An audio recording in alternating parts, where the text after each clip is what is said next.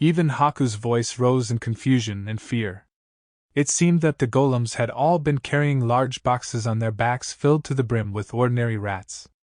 Of course, since each rat was being displayed on the map as an enemy, they had all been summoned and placed under the dungeon core's control. Rats or not, they were the enemy, and if even a single one touched the ivory proving grounds dummy core, Haku would lose. Even the golems who hadn't passed through the gate had boxes, and soon their tops burst open as a throng of rats raced out. They charged like a pulsating wave of gray water, weaving through the lizardman's legs and into the ivory proving grounds. Exterminate them at once! I can't! They're too small, the minotaurs can't handle them. Order half of the goblins to focus on exterminating the rats. We're in danger here. They've conquered the first floor. The enemy is now invading the second floor. I count around 500 invaders. It may only be a matter of time until our dungeon is completely conquered. He certainly has a good head on his shoulders, doesn't he? I had no idea gray rats were so suitable for an advance force. Indeed. Forgive me, the first floor of our dungeon was conquered in a matter of moments. I don't blame you, Chloe. None of us expected a strategy like this. Amelia placed several flamethrower traps along the hallways of the third floor. That should buy us some time. Thank you very much. Traps could still be placed on any floors without invaders on them. I might have to take some notes, and use rats in another battle myself. When caught off guard like this, they are exceptionally difficult to counter. Oh wow, look at them go. I murmured to myself in awe as I watched the map steadily getting filled out before my eyes. The map's filling out like super fast. That means our armies are conquering the dungeon like crazy, right? We're beating Haku? You bet. But just cause we're winning now doesn't mean the battle's over. Naturally, you don't just get a map of the enemy's dungeon at the start of a dungeon battle. That makes total sense. It's a little hard to get lost in a labyrinth you have a comprehensive map for. And the dungeon core would be on it, too. A finished map would make a dungeon battle ridiculously boring. That said, those being invaded can still look at their map and see where all the enemies are. Master, the golem Vanguard has been completely destroyed. All 50 of them are gone. All right.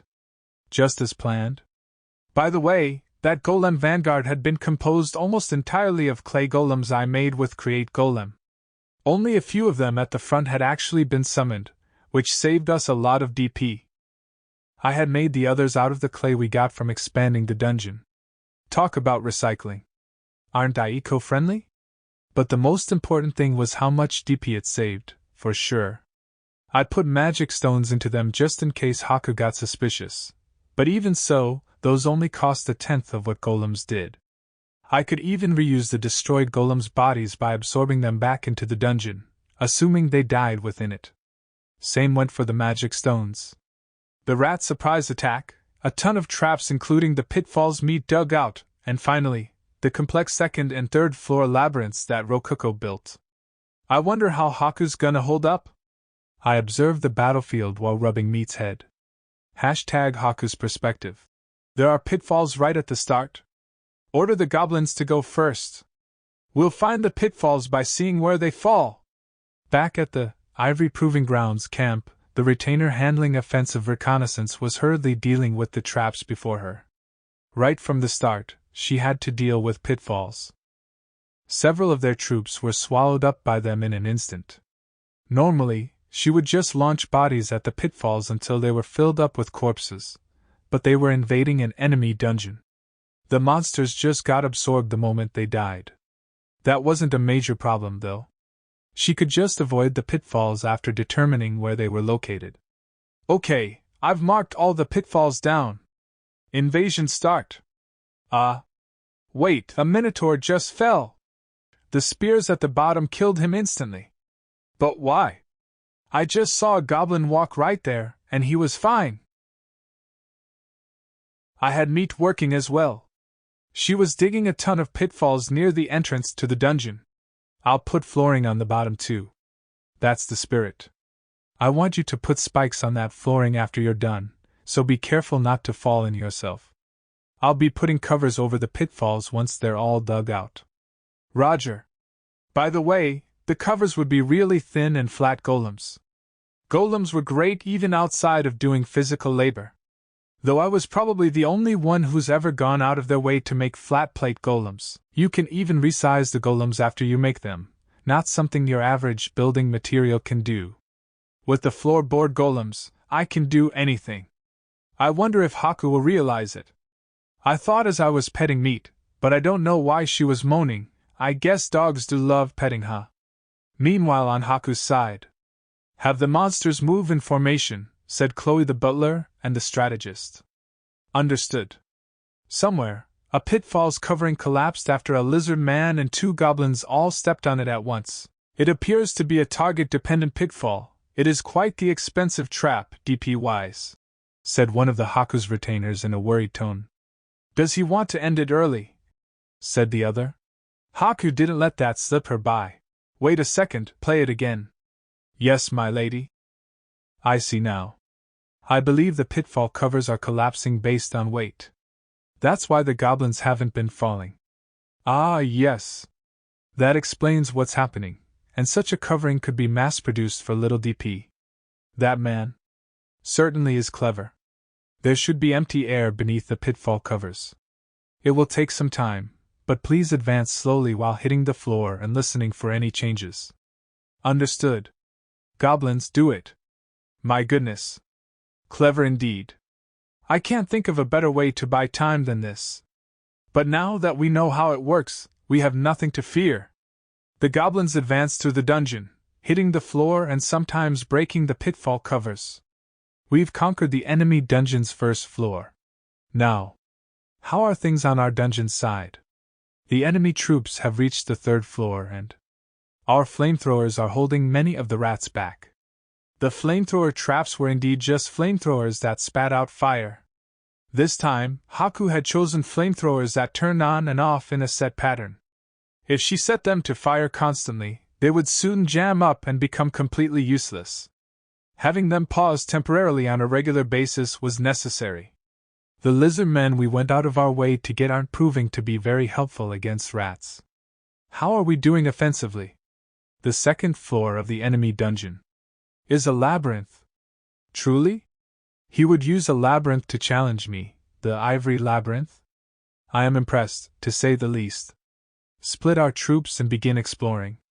Impressed or not, Haku wasn't worried. Labyrinths were effective against adventurers, but not dungeons. Mazes were meaningless in the face of a map, and once the exit was discovered, troops could be directed along the correct path with ease. Oh, it looks like golems are wandering around. They're moving in groups of 5. And they have bows? Golems with swords are guarding archers in the back. They're crushing our goblins. What?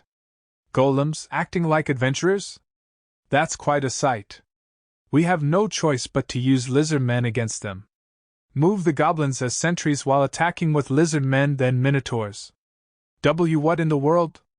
Those golems have really powerful weapons. They're cutting right through our lizardmen's blades? I can't believe it. The 3 swordsmen in this golem squad all have magic equipment. What did you just say? These golems have magic blades? No matter how economical it was to summon golems, they weren't strong enough to bother equipping them with magic blades.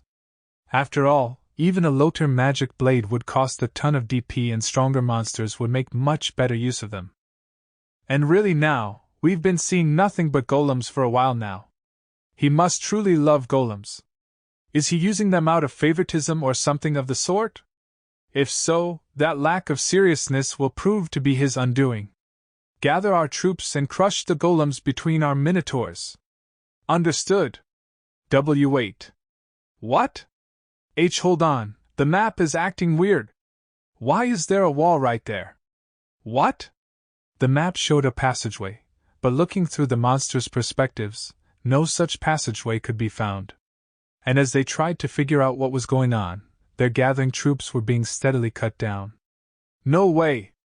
Is this an illusory labyrinth? No way, one of this size would cost way more than 100,000 DP. Perhaps he isolated only a few crucial areas to be mobile. If so, he could buy one with only 40,000 DP. Hopefully that is the case, and that would make this his last line of defense. Haku genuinely admired Kaima's strategical skill. He had used his small pool of DP quite efficiently. Contestant Haku of the White Labyrinth guesses that the trap cost is 50,000 DP. The guess will decide the outcome of the match. Kaima sighed 2 days ago. The building of the second floor. So, are we really going to dig out the basement floor? That seems like a lot of work. Why don't we just get rid of all the clay and stuff with DP? 'Cause that'd be a waste. I want that clay for golem making. I intended to make the basement floor and second floor, in other words, the second and third floors of our dungeon labyrinthine in nature, which meant adding a bunch of complex, interweaving hallways. Rokuko, you're the only one other than me who can use the map to give detailed instructions to the golems. I'm counting on you. Okay, sure. So naturally, my main role in the operation was making more golems as the dungeon got mined out. I let Rokuko and Meat give the mining golems more detailed instructions while I focused entirely on making new golems. The only problem was that my natural mana regeneration couldn't keep up with how fast I was making golems, so I was drinking mana potions, 150 DP, pretty much constantly. NGH, so bitter. My body must have been absorbing the potions as soon as I drank them, as the liquid didn't build up in my stomach. I could drink as much of them as I wanted, no problem. I should just buy a barrel of this stuff. A barrel of mana potions.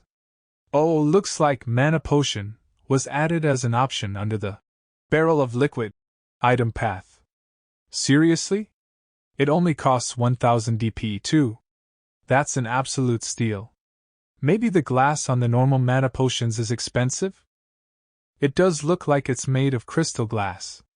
Soon, I selected the Add a Floor, 5000 DP, option from the menu. I added one basement floor and one upper floor. If I had equipped the sword-wielding golems with mass-produced golem blades. They were made of stone with only the blade being iron, which helped save a lot of DP since I could make several golem blades from a single iron ingot. The stone was free, as it could be mined from the dungeon walls. I had made the bows without putting much effort into them. The arrows, too, I had made from whatever stuff I found lying around. I would have been that lazy with the bows, too, but since the arrows flew better with wooden bows, I cut down some trees and made the bows out of them. And last but not least. Alright. Let's move you from here. The wall golems weren't found out. Hey Kaima, aren't those wall golems only as thick as the floor golems? Instead of feet I gave them wheels, and like this we can have them go in circles all we want. This self-propelled golem costs 0 DP. Combining manual labor and harvested materials, it needs no magic stones as long as it's used within the dungeon. Thinks these walls are largest obstacle she'll face. Will this mistake cost her?